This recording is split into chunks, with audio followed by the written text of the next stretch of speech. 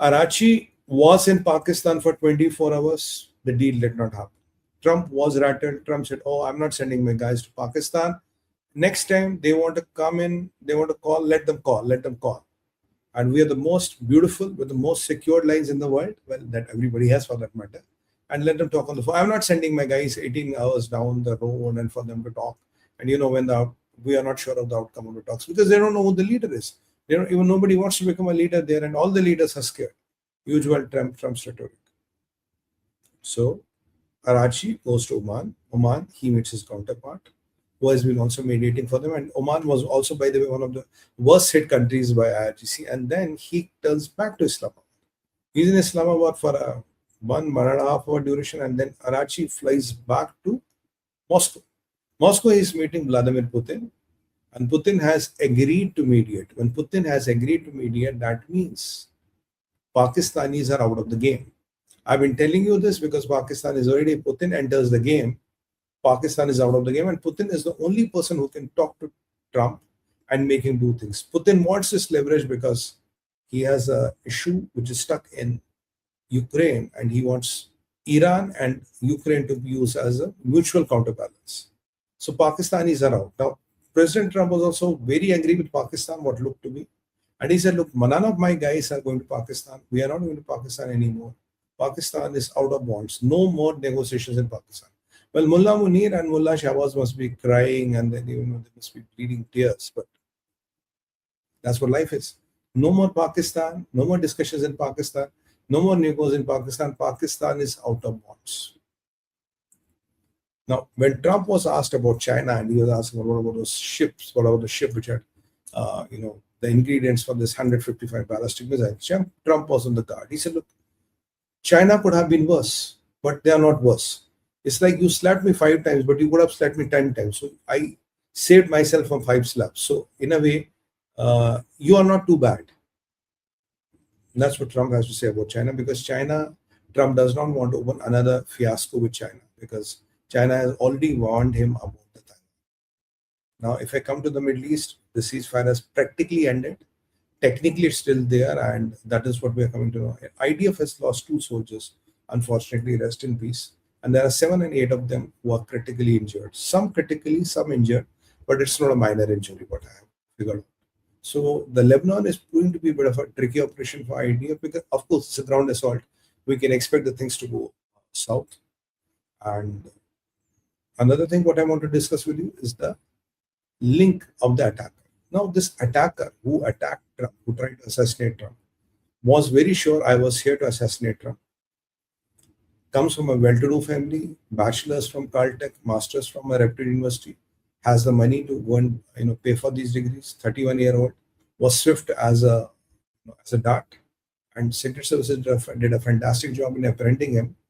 He said, "I'm here to kill Donald Trump." Now, there are 2 kinds of images which are doing rounds on the social media.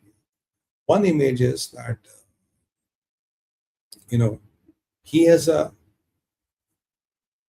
he's wearing a t-shirt, what we say typically, and it has an IDF logo in it. Now, in the time of deepfakes, anything is possible. There's one more image which is doing the rounds and which looks more authentic to me, at least. He's wearing a Pakistani t-shirt.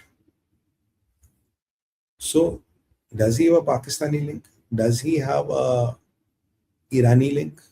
What the hell is his link? Because to best of my knowledge, this attack was orchestrated and was ordered by Iran to send a message to Trump: look, if you can take out our leaders in Iran, we can make you unsafe in your own country. And the tyranny is, it happened in Washington, D.C., under the watchful eye of all the law enforcement. Still, good luck, God's grace, Trump is saved. We wish him all the best of life, and we'll pray for his safety. But this is an breach of the American security establishment, because if the president can be attacked in Washington, D.C., it means a lot.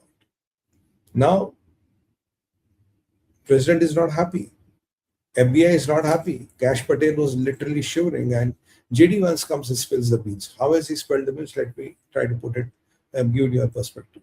So, this is pretty much what happened during the day. These are the global insights. Let me take you through step by step what happened. Arachi went to Oman, right? And then he came back to Pakistan. Pakistan, he had a short meeting. He went back to, he's going to Moscow. Now, Agrachi has said that Iran does not trust United States. Agrachi has said he is not authorized by IRGC to meet any American or any American delegation, forget it in Pakistan and anybody else. Agrachi says in Oman, if somebody has to do a compromise, it is United States of America, not Iran. Iran has done enough.